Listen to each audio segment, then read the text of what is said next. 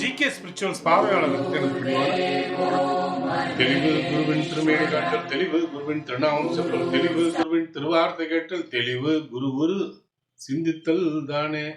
ஒரு நாமம் போட்ட வைணவ புத்திர பிறப்பான்னு சேஷாத்ரி சுவாமி சிஷ்யர் ரேணுகிட்ட சொன்னதோட போன பகுதியை முடிச்சிருந்தோம். அது என்னன்னா, ஒரு சந்தர்ப்பத்துல ரேணுகிட்ட அவர் வந்து விசித்திர பேச்செல்லாம் பேசுற. அவர் இங்க இருக்கிறவன் அங்க போறான், அங்க இருக்கிறவன் இங்க வரான், இவன் என்ன பண்றான், இந்த நாய் எங்க போகுது, இப்படின்னு எதையாவது ஒண்ணு பேசிக்கிட்டே இருப்பாரு. தேவன் வரான், பாவி போறான் பார், எதையாவது ஒண்ணு சொல்லிக்கிட்டே இருப்பாரு. இது இது ஏன் அப்படின்னு பல பேருக்கு புரியாது. இந்த விசித்திர பேசக்கூடியவர் தான் சேஷாத்ரி சுவாமி. அப்படி விசித்திர பேச்செல்லாம் பேசிட்டு திடீர்னு ஏகே சாத்மத் குலே ஜாதா புத்ரா கோத்மிருதா தே கிருன் ஹந்து மயா தத்தம் வஸ்திர நிஷ்பீட நோதகம் அப்படின்னு ஒரு பித்ருக்களை பத்தின ஒரு ஸ்லோகத்தை சொல்றாரு. இந்த இதை சொல்லிட்ட பிறகு இங்க 100 பேர் அங்க 100 பேர் சந்தைக்கு போயிருக்கீங்களான்னு கேக்குறாரு. ரேணுவுக்கு ஒன்றும் புரியல. அதுக்கப்புறம் கடைசியா தான் ஒரு நாமம் போட்ட வைணவ புத்திரம் பிறப்பான்னு சேஷாத்ரி சுவாமி ரேணுகிட்ட சொன்னார். அவர் சொன்னது போலவே நெற்றியில நாமம் போட்ட மாதிரி 3 கோடுகளோட ஒரு குழந்தை பிறக்குது. ஆனாலும் ரேணுவுக்கு வந்து இங்க 100 பேர் பிறப்பான், அங்க 100 பேர் இருக்கான் அப்படின்னு சொல்றதெல்லாம் புரியல. சந்தைக்கு போயிருக்கலாம் ஏன் காட்டாருன்னு புரியவே இல்லை. இன்னொரு சந்தர்ப்பத்துல நடேச ஐயருக்கு குழந்தை அங்க வந்து அவர் சேஷாத்ரி சுவாமி அருள் கொடுக்கும் போதும் இங்க 100 பேர் பிறப்பான், அங்க 100 பேர் பிறப்பான், அங்க 100 பேர் அப்படின்னு கையை காட்டி தெருவை காட்டுறாரு. நான் சந்தைக்கு போயிருக்கீங்கன்னு கேட்கிறாரு. அப்பவும் ரேணுக்கு இதோடைய விளக்கம் புரியல. ஆனா அதுல வந்து சரியா ஒரு 4 மாசம் கழிச்சு ரேணுவோடைய தம்பி இறந்துட்டார். அப்பதான் அவருக்கு புரியுது ஏன் இந்த பித்ரு ஸ்லோகம் சொன்னாருன்னு. ஏன் இந்த பித்ரு ஸ்லோகம் சொல்றாங்க?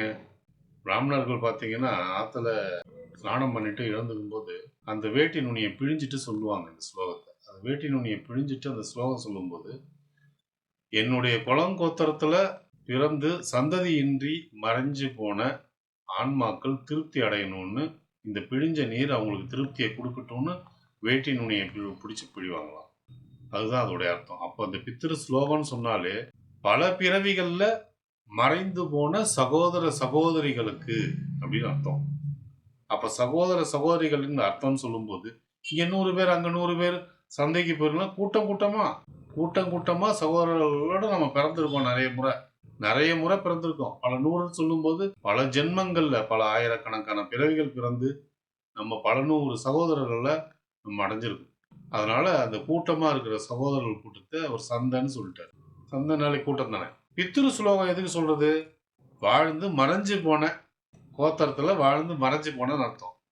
அப்போ அந்த ஸ்லோகத்தை வந்து சொல்லும் போது கூட இருக்கிற சகோதரன் மறைய போறான்னு குறிப்பால உணர்த்திட்டார். உன்னுடைய சகோதரன் ஒருத்தன் மறைய போறான், இந்த கூட்டத்துல உள்ளவன் தானே அவனும் அப்படின்னு பொருள்பட அவர் வந்து சொல்லியிருக்காருன்னு ரேணுவுக்கு வெகு காலம் கழிச்சு புரிஞ்சு. கிட்டத்தட்ட 4 மாதம் அவருடைய சகோதரன் இறந்த பிறகு. இதே மாதிரி இன்னொரு முறை வந்து ரேணு தனிச்சு போயிருக்காரு. அவர் மனைவியோட போகாம தனிச்சு போயிருக்காரு.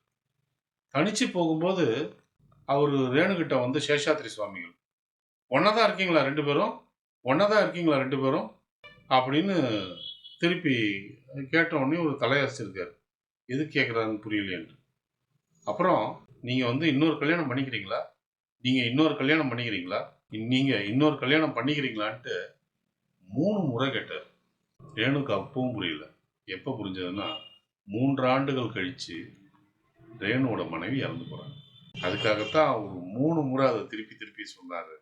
அப்போ வருங்காலத்துல 3 வருஷம் கழிச்சு இவங்க வந்து இருக்க மாட்டாங்கன்ற விஷயம் வரைக்கும் அவருக்கு வந்து புரிஞ்சிருக்கு. இதே மாதிரி குமரப்பிள்ளைன்னு ஒருத்தர், அவர்கிட்ட சேஷாத்ரி சுவாமிகள் திருக்கோயிலூர் காக்க முட்டையிட்டு உன்னை அடகாக்கும், போலூர் கிளிய கண்ணி வச்சு பிடிச்சிருவாங்க அப்படின்னு சொன்னார். அவர் ஏன் அப்படி சொன்னார் அப்படின்றத நம்ம அடுத்த பகுதியில் பார்ப்போம். ஓம் சத்குரு ஸ்ரீ சேஷாத்ரி சுவாமிகள் திருவடிக்கு